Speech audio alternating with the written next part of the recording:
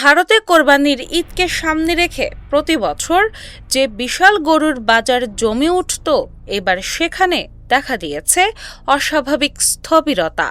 মুসলিম ক্রেতাদের উপস্থিতি কমে যাওয়ায় অনেক হিন্দু গরু ব্যবসায়ী ও খামার মালিক এখন চরম দুশ্চিন্তায় দিন কাটাচ্ছেন।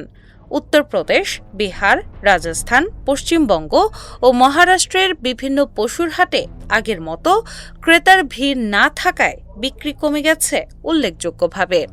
ব্যবসায়ীরা বলছেন, ঈদের মৌসুমে মুসলিম সম্প্রদায়ের ক্রেতারাই ছিলেন গরুর বাজারের প্রধান চালিকা শক্তি, কিন্তু এবার অনেকেই বাজারে এলেও কিনছেন না। কেউ দাম শুনে ফিরে যাচ্ছেন, আবার কেউ ছোট পশুর দিকে ঝুঁকছেন। ফলে বড় আকারের গরুগুলো বিক্রি না হয়ে খামারেই পড়ে আছে।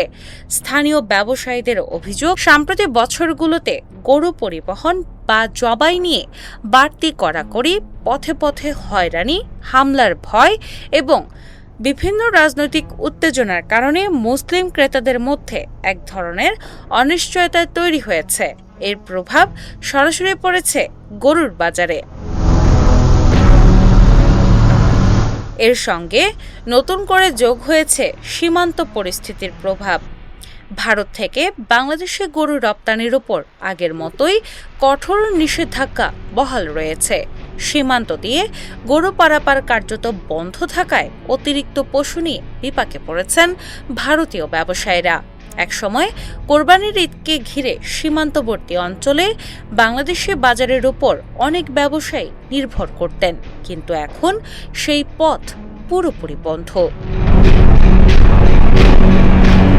পশ্চিমবঙ্গের সীমান্ত ঘেঁষা কয়েকটি এলাকার ব্যবসায়ীরা বলছেন, আগে বাংলাদেশে গরু যাওয়ার কারণে বাজারে ভারসাম্য থাকত, এখন সেই সুযোগ না থাকায় দেশীয় বাজারেই অতিরিক্ত গরুর চাপ তৈরি হয়েছে। ফলে দাম কমিয়েও ক্রেতা পাওয়া যাচ্ছে না। খামার মালিকদের অনেকেই জানান, ব্যাংক ঋণ কিংবা ধার দেনা করে গরু লালন পালন করেছেন তারা। পশুখাদ্য, ঔষধ ও পরিবহন খরচ বাড়ায় উৎপাদন ব্যয়ও বেড়েছে কয়েক গুণ, কিন্তু প্রত্যাশিত বিক্রি না হওয়ায় এখন বড় ধরনের লোকসানের আশঙ্কা করছেন তারা।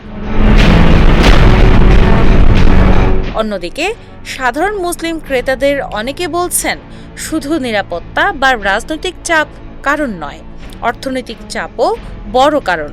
নিত্যপণ্যের উচ্চ মূল্য, চাকরির অনিশ্চয়তা এবং সংসারের বাড়তি ব্যয়ের কারণে অনেকে এবার শরিকানায় কোরবানি দেওয়ার পরিকল্পনা করছেন।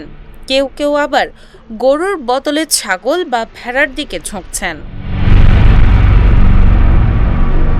বিশ্লেষকদের মতে, ভারতের গরুর বাজার শুধু ধর্মীয় উৎসব কেন্দ্রিক নয়, এটি গ্রামীণ অর্থনীতি, পরিবহন, পশুখাদ্য ও হাজারো ক্ষুদ্র ব্যবসার সঙ্গে জড়িত। ফলে বাজারে এই স্থবিরতা দীর্ঘমেয়াদে বড় অর্থনৈতিক প্রভাব ফেলতে পারে। কোরবানির ঈদ যত ঘনিয়ে আসছে, ভারতের বহু পশুর হাটে ততই বাড়ছে উদ্বেগ। বিক্রেতাদের চোখে হতাশা, খামারিদের মনে লোকসানের ভয় আর ক্রেতাদের মধ্যে অনিশ্চয়তা।